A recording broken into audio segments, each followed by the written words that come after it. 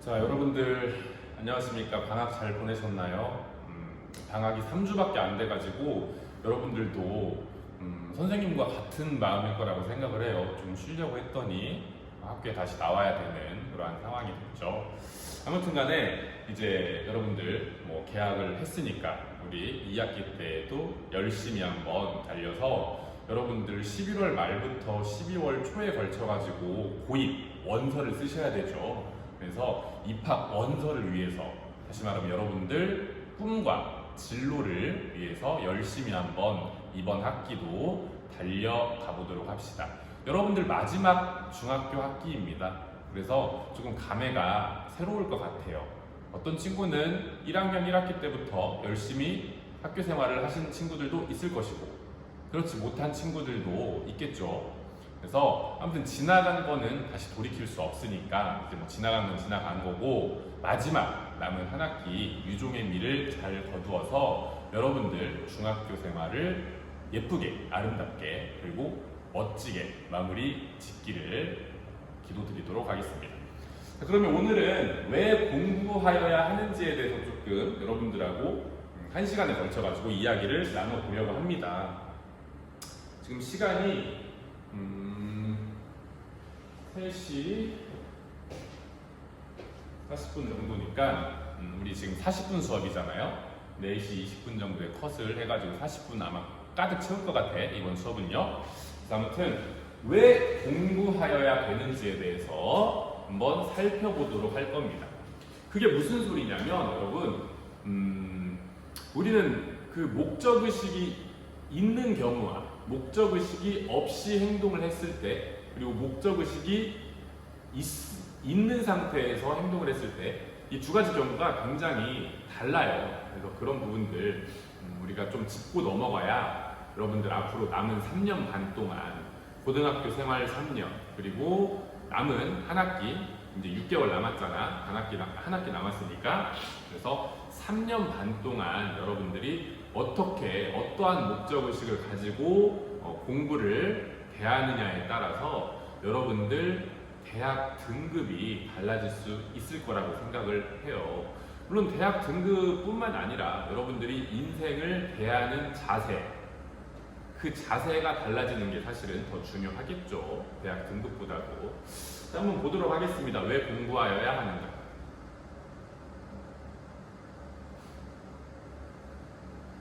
자, 공부하여야 하는 이유와 목적의식이 여러분들 금방 말했던 대로, 그 이유대로 존재하셔야 됩니다. 목적의식이 이시에 행동을 하는 경우와 목적의식이 없는 상태에서 행동을 하는 경우는요, 그 결과가 하늘과 땅 차이를 보인다. 그렇기 때문에 우리는 반드시 목적의식이 있어야 된다. 자, 개인별로 공부를 하는 이유와 목적의식이 다 다를 거예요. 저마다의 이유가 있을 거란 말이죠. 예를 들면 지금은 해당되는 학생들이 별로 없을 겁니다만, 예전에 50년대, 60년대에 태어난 어르신들은 이제 뭐 선생님 어머니 아버지 또래지, 여러분들 어머니 아버지는 70년대 또는 뭐 80년대생 정도 될 거야. 근데 아무튼 간에 50년대, 60년대에 태어나신 분들은 너무나 그 집안이, 가정 자체가 지독하게 가난했기 때문에 그 가난을 끊으려고 내가 열심히 공부해서 좋은 데에 취직을 해서 돈을 많이 벌어서 우리 가정을 일으켜 세우려고 열심히 공부를 진짜 아득바득한 그런 사람들이 많았었거든요. 그 사람은 저런 가정이, 그러니까 지독한 가난을 끊으려고 했던 게 공부를 하는 목적의식, 이유가 됐겠죠. 또 어떤 사람은 뭐 교사가 되고 싶어서, 어떤 사람은 꿈을 위해서, 어떤 사람은 뭐 뇌를 발달시키기 위한 훈련의 일종으로 공부를 하는 사람들이, 저마다의 이유, 각자의 이유가 다를 것입니다. 그러니까 우리가 무슨 뭐 헬스를 하는 이유가 이 몸에 있는 근육을 발달시키기 위해서 그렇잖아요. 그런 것처럼 이 뇌도 근육을 가지고 있단 말이지. 그래서 사용을 하면 성장을 하는 것이고요. 뇌 근육도 사용을 하지 않으면 퇴화되는 것입니다. 아시겠죠? 그래서 노인으로 나이를 먹어갈수록 우리는 어떤 것에 걸리게 되죠?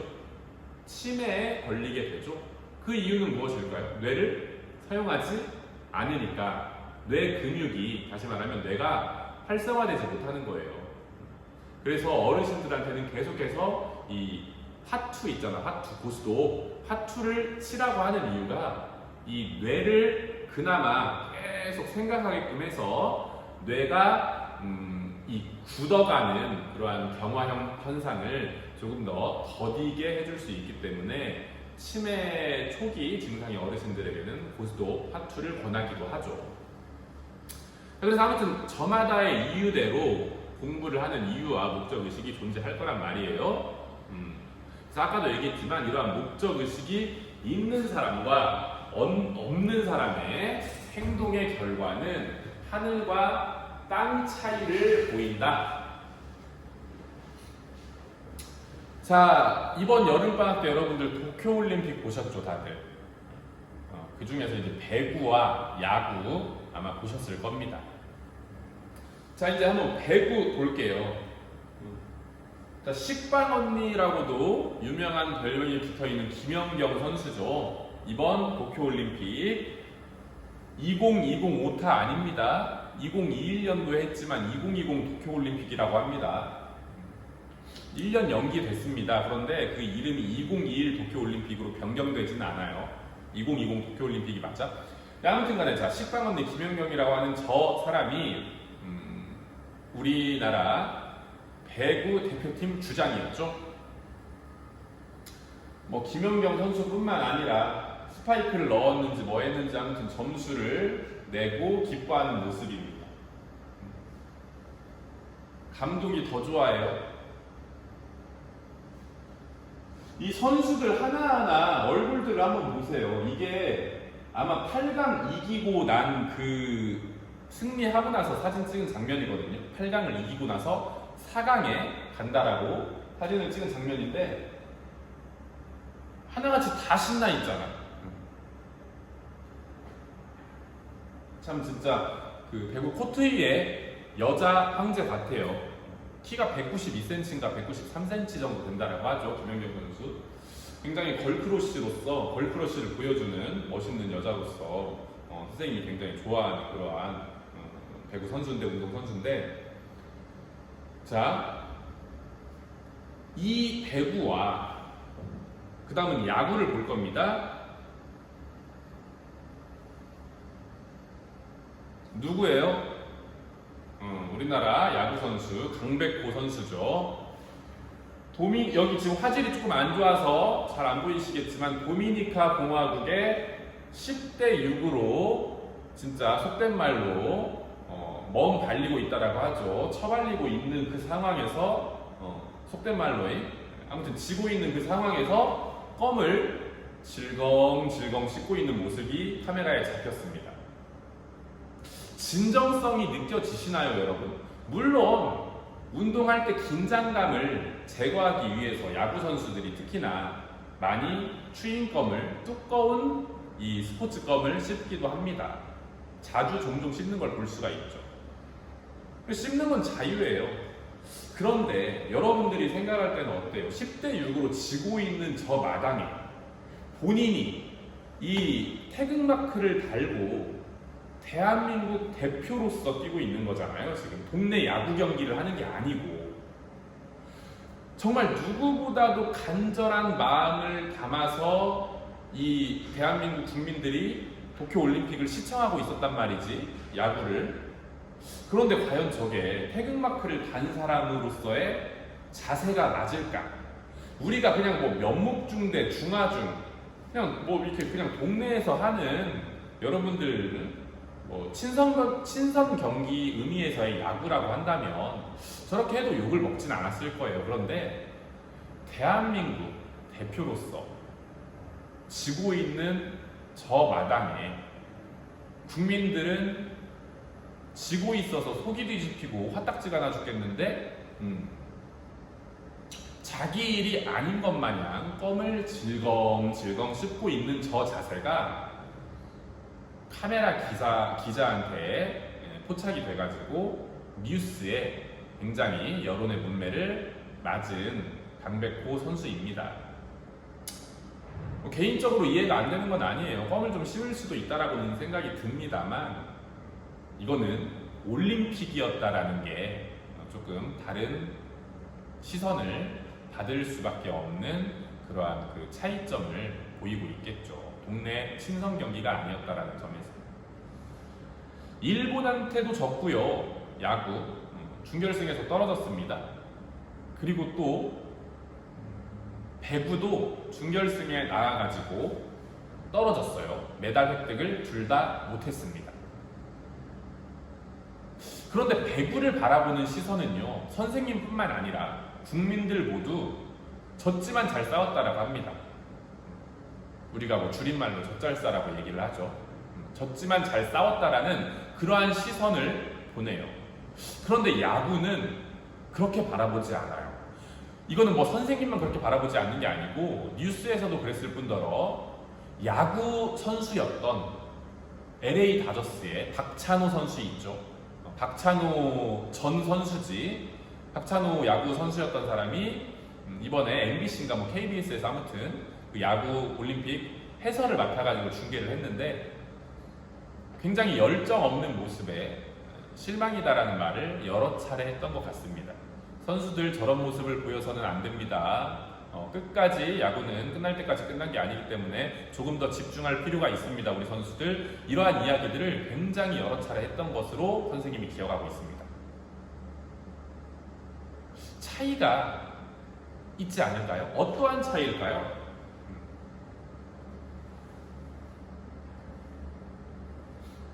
이 두 경기, 배구와 야구 두 스포츠 간에는 그 구성원들이 서로 다른 목적의식을 가지고 있었다라는 거죠. 다시 말하면 배구를 이끌고 있었던 김연경 선수는 이 도쿄올림픽을 끝으로 세계적인 정상 자리에서 우리나라가 배구가 세계적인 그런 수준급 그 국가는 아닙니다. 실력이 있는 국가는 아니에요. 세계에서 한 10위 정도 이쪽 저쪽 하고 있는데 이런 그 김연경 선수는 세계 최정상 선수라고 해요.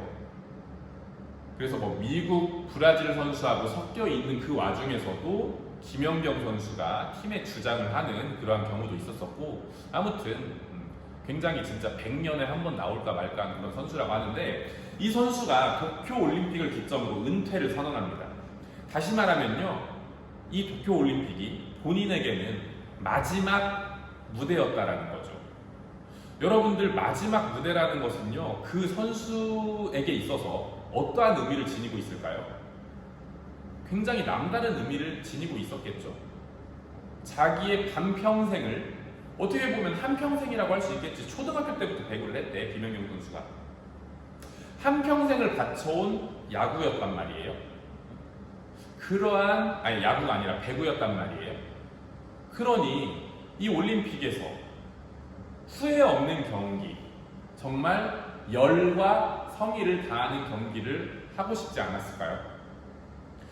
우리나라 대표팀, 배구 대표팀의 주장을 맡고 있었었고 그 주장에 그러한 목적의식과 마인드가 팀원들에게도 전달되었을 거라고 생각이 들어요. 그래서 이 배구 경기 게임마다 그리고 한 세트마다 정말 이 김연경 선수뿐만 아니라 우리나라 많은 뭐 양효진, 김희진 선수들 아무튼 여러 많은 선수들이 굉장히 정말 간절하구나, 이 게임 하나하나, 세트 하나하나가 굉장히 간절하구나를 느낄 수가 있었어요. 그런데 야구는 어땠나요? 아까 보셨던 사진도 있지만 그들한테서 별로 그렇게 간절함이 느껴지지는 않았던 것 같아요.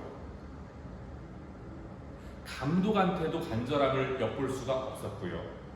선수들한테도 간절함을 엿볼 수가 없었습니다. 왜?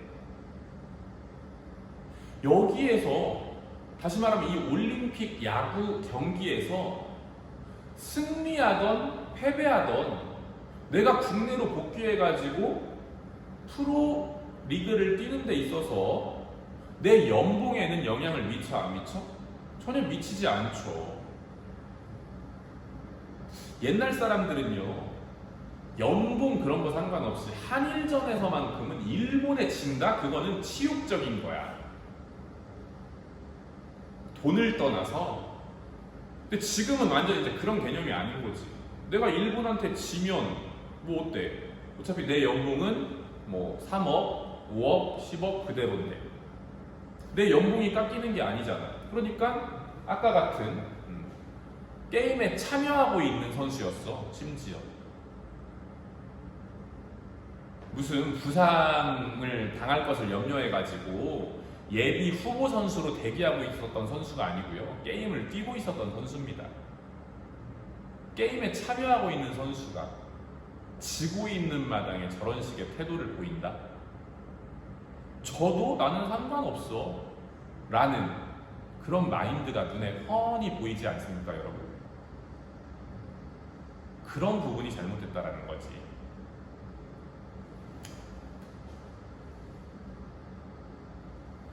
자, 그래서 선생님이 여기 써봤어요. 배구는 김연경이 은퇴 전 마지막 경기였어요. 그렇기 때문에 주장으로서 최선을 다하는 모습을 보여줘야 했고, 그러다 보니까 팀원들도 그것에 깊은 감명을 받아서 다 같이 열심히 참여를 하게 되죠. 그러한 선수들의 열정이 국민들 눈에도 보였어요. 그래서 4강 준결승에 떨어졌지만 메달 획득에는 실패했지만 졌지만 잘 싸웠다라는 격려의 응원의 메시지를 배구 선수들에게는 보내줬죠. 근데 야구는요, 심지어 이번 올림픽을 통해 가지고 세계 랭킹 2위로 올라갑니다. 우리가 그 세계 랭킹을 매길 때에는요, 야구 전적을 가지고 점수, 스코어를 가지고 매기는데, 우리가 물론 이 메달 획득에는 실패를 했지만 여러 차례 이겨가지고 승리를 더 많이 했잖아. 그러니까 4강까지 간 거 아니냐, 야구가. 그치? 그래서 스코어를 더 많이 쌓았어요. 그래서 세계 랭킹 2위로 올라갔어.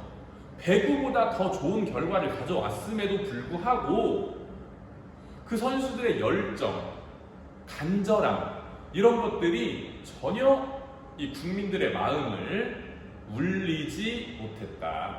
움직이지 못했다. 그래서 똑같이 4강에 실패를 했지만 배구 선수들에게 보내는 어떤 그런 시선과 야구 선수들에게 보내는 시선이 달랐다라는 것을 여러분들은 확연히 느끼셨을 거예요. 그래서 이 목적의식이 그만큼 굉장히 중요하다는 겁니다. 아시겠습니까? 자, 그럼 우리는 왜 공부하여야 되냐고 했습니다. 오늘의 주제는. 그래서 이제 그것을 여러분들이 생각을 해볼 텐데, 1학기 마지막 한 달 정도 해가지고 선생님이 공부하는 인간 5부작에 걸친 다큐프라임 EBS 채널에 공부하는 인간에 대해서 여러분 영상을 많이 시청시켜 드렸습니다. 그래서 내린 결론이 이거였지. 동양과 서양은 기본적으로 공부에 접근하는 방법이 다른데, 동양 같은 경우는요, 공부하는 목적이 지식 축적을 위해서 그렇습니다.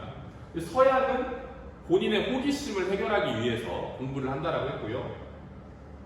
그 다음에 동양, 대한민국이나 중국 같은 경우는요, 공부를 어떻게 하냐고 그랬냐면 암기 위주, 필기를 해가지고 필기 위주, 암기 위주로 공부를 한다라고 했어요.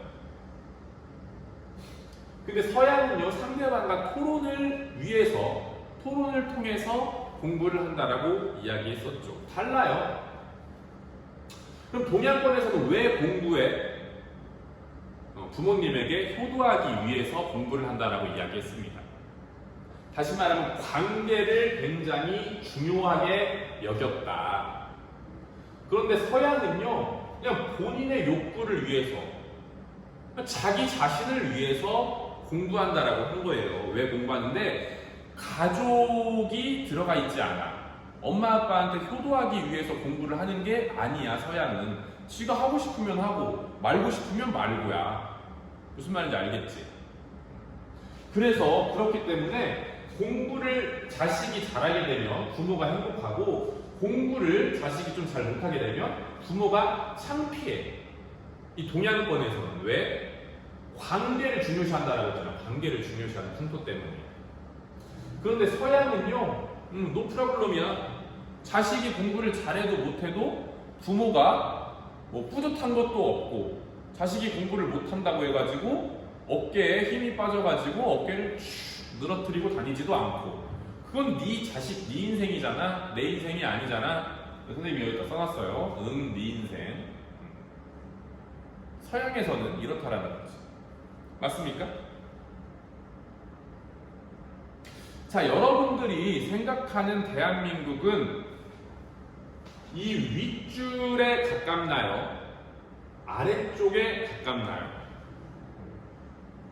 여러분들이 생각하는, 지금 여러분들이 대한민국 교육을 몇 년째? 거의 10년째, 근 10년째, 9년이잖아. 초등학교 6학년, 그리고 중학교 3년 해가지고 거의 약 10년 동안 이 대한민국 교육을 몸소 체험하고 계시는데 여러분들은 대한민국 공교육이다 하면은 위에 같은 생각이 드십니까? 아래 같은 생각이 드십니까? 기술 수업 창의적이에요? 상상력이 막 풍부해져요? 기술 수업 받으면? 다양성 존중합니까? 기술 선생님이? 어때요, 여러분? 아니면 막 숨 막혀? 기술 시간만 되면은 막 그냥 기술이다 막 육두문자가 막 나오려고 해 막 여기까지. 위계적이에요? 꼰대스럽습니까? 자, 여러분들이 아마도 100이면 100 이 밑에의 이미지를 떠올리지 않았을까 하는 생각이 들어요. 그런데 여러분들이 그렇게 욕하고 있는 대한민국의 교육이 실상 서양에서는 어떠한 대우를 받고 있는지 몇 가지 영상을 통해서 살펴보도록 할 거예요. 근데 그 전에 이걸 다시 한 번만 보면은 우리가 그 공부하는 인간을 통해 가지고 동양과 서양에 대해서 열심히 봤잖아. 분석하고, 그지? 근데 그때 내린 결론이 뭐였어? 동양은 이래, 서양은 이래. 그렇기 때문에 동양의 공부법만이 최고? 아니라고 했어. 이 서양의 공부법만이 최고? 그것도 아니라고 했어. 적절히 믹스를 하는 것이 가장 중요하다라고 이야기했잖아. 그치? 기억하십니까? 근데 여러분 이걸 잘 봐야 돼. 다시 말하면 자, 동양만이 최고야. 아닙니다. 서양만이 최고야. 이것도 아니라고 했어. 자, 그러면은 두 가지를 적절히 섞으라고 했는데 두 가지 경우가 있어요. 얘를 베이스로 해가지고 얘를 조금 섞는 경우와 얘를 베이스로 해가지고 얘를 조금 섞는 경우. 여러분들은 어떤 것을 택해야 될까요? 5대5로 섞는 경우? 아니요. 가장 좋은 건 여러분들이 어디에서 학습을 계속 이어나갈 것이냐, 이것이 굉장히 중요한데, 여러분들이 고등학교와 대학교를 해외에 나가가지고 유학을 하실 거면요, 공부하는 스타일이나 방법을 다 바꿔야 돼요. 얘를 베이스로 해가지고 얘를 조금 섞는 그러한 그 체제로 가셔야 되겠지만, 여러분들이 고등학교도 대학교도 대한민국에서 다 나올 거면은, 공부를 계속해서 대한민국에서 할 거면 대한민국 이 동양권의 어떤 이러한 그 접근 방법을, 학문의 접근 방법을 욕하고 인정하지 않으면 안 됩니다. 다시 말하면 여러분들은 얘를 베이스로 해가지고 얘를 조금 첨가하는, 믹스하는, 뭐 7대3 혹은 6대4 그 정도로 믹스하는 방법이 사실은 가장 좋아요. 여러분들은 대한민국에서, 왜 그러냐면 대한민국에서 공부하는데 여러분들이 저는 서양계 너무 좋아요 그래서 얘를 막 주장해. 근데 여러분들 정시 볼 거고 수시 봐가지고 대학교 갈 거 아니야? 면접에서 결국에 어떻게 뭘로 평가하는데? 이걸로 평가하잖아. 안 그래요? 대한민국에서는 이걸로 다 평가를 하기 때문에 어쩔 수 없이 쟤가 베이스가 돼야 되는 것은 어쩔 수 없어. 절이 싫어? 중이 떠나야 돼. 대한민국에 이런 스타일이 싫어? 그럼 서양으로 가세요. 유학 가세요. 유학 가셔가지고 이런 스타일들을 여러분들이 오픈마인드로 받아들이시면 됩니다. 자, 지금부터 서양에서 이러한 한국식 교육 방법을 굉장히 칭찬하고 있는 그러한 사례들을 보여드리도록 할 거예요.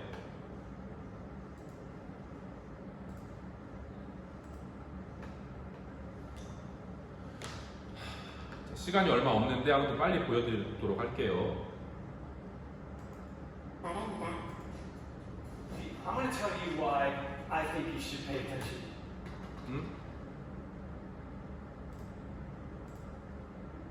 잠깐만, 화면이 안 넘어갔지? In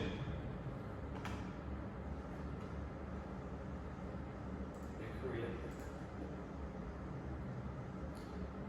자, 이 사람은 펜실베니아 주립대학교 교수인데 이 교수가 하는 말을 한번 잘 들어보세요. 대한민국이 단기간 내에 굉장히 많이 성장을 했다. 그 이유는 대한민국의 교육 때문이다라는 이야기를 하는 건데, I'm going to tell you why I think you should pay attention to Korea. Why it would be really wise. And why it would be really wise if you're thinking about looking forward in the world. If you want to be forward looking and not backward looking, you pay attention to Korea. You pay attention to China.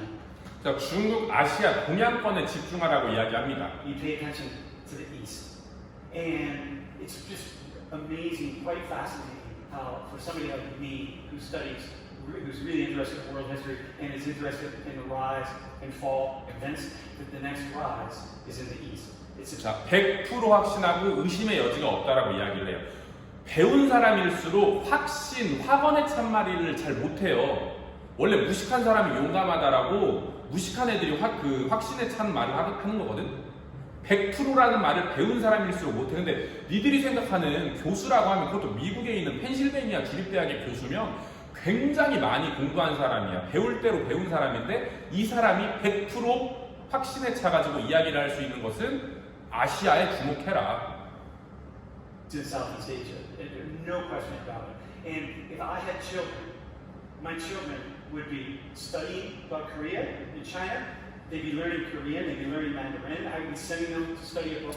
보통 많이 가는 유학이 로마, 파리, 런던이죠. 이런 데로 보내지 않겠대. 로마는 이제 이탈리아를 이야기하죠.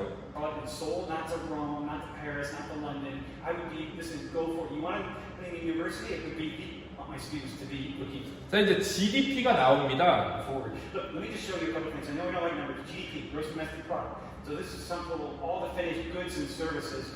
물론 GDP가 전부 다 모든 거를 설명해 주지는 않습니다만 그래도 설명의 근거 자료로서 활용될 수는 있죠. Come out of a country. Look at this. And they, 자, 이게 1965년하고 2019년도 영국과 우리나라의 GDP 차이를 보여주는 건데, 자, 이때 영국은 유나이티드 킹덤은 영국은 100빌리언, 그냥 뒤에 떼자 소수점은 100빌리언의 GDP를 보였을 때 1965년에 대한민국은요 3빌리언의 GDP를 보였다라고 합니다. 몇 배 차이?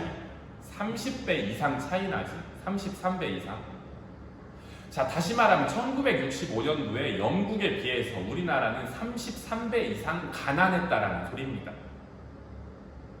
이해되세요? 이해돼? 1965 in the UK. 그런데 1965년도에서 2019년도면 몇 년 만에? 한 50년이죠.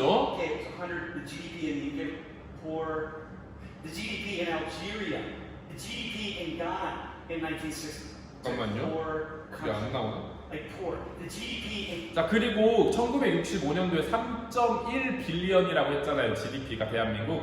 가나보다도 우리나라가 가난했대. Ghana in 1965 was higher. The GDP in Algeria 나이지리아보다도 우리나라가 가난했대. in 1965 was higher than in South Korea. The GDP 자, 말레이시아보다도 우리나라가 가난했대요. 근데 여러분들 지금 나이지리아, 가나, 말레이시아 생각하면 어떤 생각 들어요? 선진국, 후진국? 후진국이잖아. 나이지리아, 아프리카인데 안 그래? 그런 여러분들이 지금 생각하는 후진국이라고 생각하는 그런 나라들조차도 1965년도에는 우리나라보다 잘 살았다니까. List them out, and you would say, wow, those are really poor countries. We're higher than in South Korea. So you got 1.6 trillion. Blue, 2.8 trillion, higher than in South Korea. In 2019, the GDP in the UK is 2.8 trillion, and in South Korea, 자, 영국은 2019년도 GDP가 2.8, 우리나라는 1.6. 몇 배까지 따라잡았어요? 2배 차이가 나, 안 나? 2배 차이가 안 나지. 그래서 이제는 대한민국은 영국보다 2배 이상 가난한 나라가 아닙니다. 33배 이상 찢어지게 가난했던 나라가 50년 만에 영국과의 이런 경제적 차이를요, 2배 이내로 좁혔습니다. 이 중심에는요, 대한민국만의 특별한 교육 방법이 있었던 거예요. 아까 말했던 여러분들이 1학기 끝 무렵에 주구장창 봤었던 그러한 동양권만의 교육 방법이 있었던 거라고. 이해되세요? 자, 이 교수의 강의 현장에 이 김미경이라는 사람 아시죠? 이분도 오셔가지고 막 강의를 해. 이분도 걸크러쉬가 굉장히 쩌는 분이시지. 이분 동기연설 하고 계시는데 이 내용 잠깐 조금만 볼게요. My friend said you are too old to make a new. 이제 이 여자가 영어를 2년 동안 배웠대. 근데 이제 한국에서만 계속 동기연설을 하다가 해외에 나가가지고도 동기연설을 하고 싶은 거야. 동기부여 연설을 하고 싶은 거야. 그런데 해외에 나가가지고 하려면 뭘 가지고 해야지? 그렇지, 영어를 가지고 해야 되잖아. 근데 영어를 못해. 그러니까 포기할까 하다가 2년 전부터 영어 공부를 해가지고 2년 동안 공부를 한 뒤에 여기 지금 펜실베니아 주립대학의 연사로서 서가지고 아이들 앞에서 이 영어로 100% 이 영어를 가지고 연설을 하고 있는 겁니다. 그래서 주변에서는 너는 영어를 하기에 너무 많은 나이야 하면서 이제 반대에 부딪혔던 그런 상황을 묘사하고 있거든요. In Korea, the motivational speaker, and I'm giving speech, giving a lecture for the last 27 years. So I've been thinking about what would be my next challenge, my next career. So I think, okay, I'm going to become international people for the international people. I'm going to share my energy and my idea. So I just decided to study English, but my friend said, no, forget about it. You're too old to be fluent in our age. So I said, no, you forget about it. It's me I'm talking to. So 이게 너무 멋있지 않아? 주변에서 야 집어쳐, 뭐 나이 먹어갖고 뭐하는 짓이 하니까 너나 집어쳐, 내가 김미경이야 하는데 너무 멋있지 않아? 이런 부분. 그래서 여러분들, 이분이 뭐 나이가 한 50 가까이 되지 않으셨을까요? 그런데도 이렇게 이 나이 먹고도 시작할 수 있는데, 여러분들 이제 겨우 16살입니다. 여러분들 지금부터 공부하더라도요, 의대가 꼭 좋은 것만은 아니지만 아무튼 간에 의대, 법대 이런 데 다 갈 수 있어. 왜 못 가? 물론 지금은 이제 법대 같은 경우는 다 법학 전문 대학하고 로스쿨로 다 바뀌긴 했지만 아무튼 간에 지금 시작해도 여러분들 충분히 할 수 있다는 것을 선생님은 믿어 의심치 않습니다. 이 나이 먹은 사람도 하니까 되잖아요. 그래서 이런 얘기 좀 보여주고 싶었고, 자꾸 마음이 급하네. 이제 여기 보면, 여기는 지금 그 하버드 졸업식 날 한국 학생이, 이제 100% 한국 학생은 아니고 얘는 이제 부모님이 한국 부모님이셔. 엄마 아빠가 두 분 다. 얘는 이제 미국에서 태어나가지고 얘는 시민권자지. 그러니까 이제 얘는 사실 뭐 한국 사람이라고 보기는 좀 어렵죠. 그래서 한국말 잘 못합니다. 그런데 이제 아무튼 간에 이런 그 인종차별이 심한 나라에서 명문대학교 졸업식 날 동기부여 연설을 동양인이 한다는 것은 쉽지 않은 일입니다. 백인 우월주의가 있는 나라잖아, 미국이라는 나라는. 그런 나라에서 이 사람이 어떠한 이야기를 하는지 한번 보세요. 동양권 공부 방식에 대한 것 중에 선생님이 높이 보는 가치가 있어서 그러는 거야. 보세요 한번. Restaurants across New York City, and my mother finds work in beauty salons. 한국인이 가면 그것밖에 할 게 없어요. 3D 샵밖에 할 게 없습니다. So, if you've ever eaten at a Korean restaurant or received a mani pedi in New York City, congratulations. Like it or not, you may have partially subsidized the education of what Fox News would call an illegal alien. My parents are actually here today.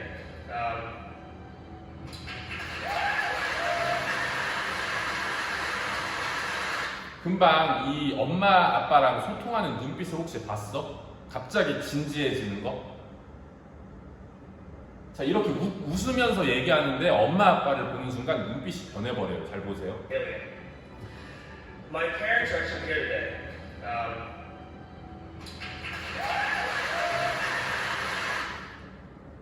엄마 아빠 생각하면 너무 울컥하니까 그러는 거야.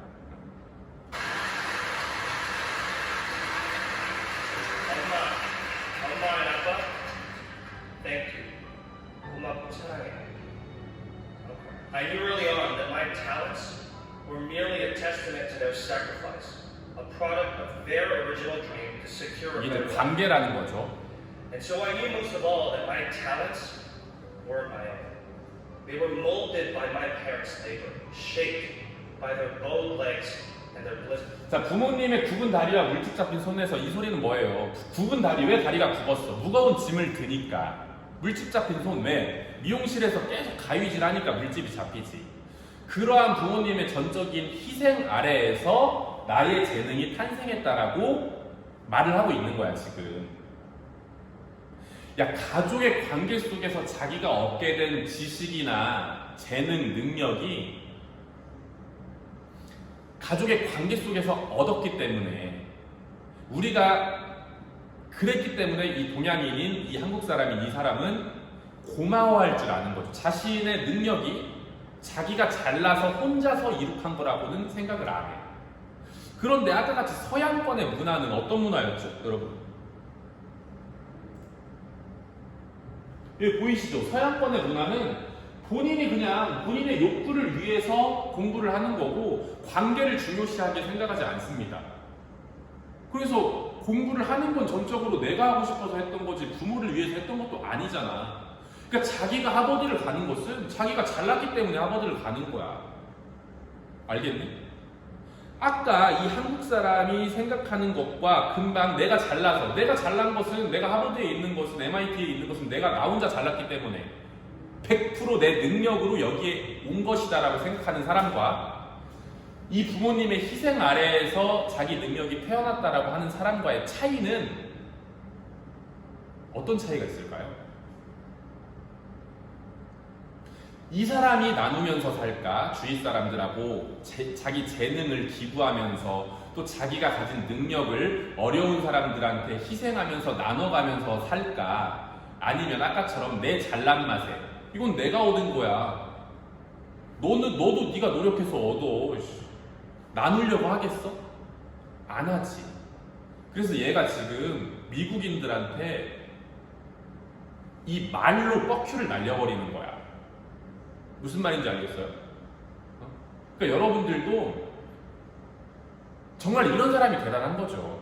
자기의 능력을 발휘해서 그걸로써 뻑큐를 날려버리는 거야. 그냥 말로 퍽 이러는 게 아니고 그거는 굉장히 수준 떨어지는 거고 자기가 몸소 보여주는 겁니다.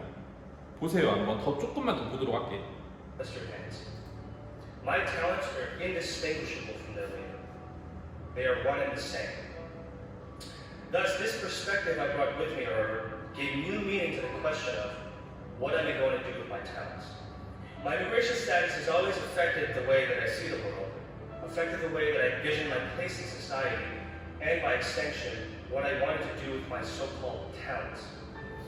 이민자로 살아왔으니까 이민자로서 겪었던 불편함이라든지 어떤 하대받고 하는 그러한 차별이 있었을 거 아니야. 그런 것들이 자기 재능에 이제 영향을 줬다라는 거지. 그리고 앞으로 자기가 자기 재능을 가지고 어떠한 일을 해나갈 것인데 그 해나갈 일들에 대해서 영향을 줬다 그런 소리를 하는 겁니다. 이민자로서 살아온 그런 지난 과거들이. And so I wondered, what am I going to do? 그럼 이제 난 뭘 할 수 있을까? Rawls challenges us to question whether our talents are something we can truly claim ownership over. 아니라는 Indeed, 거지. Rawls says that one's talents are merely the product of luck, an arbitrary force dispensed to humans based on no moral standard.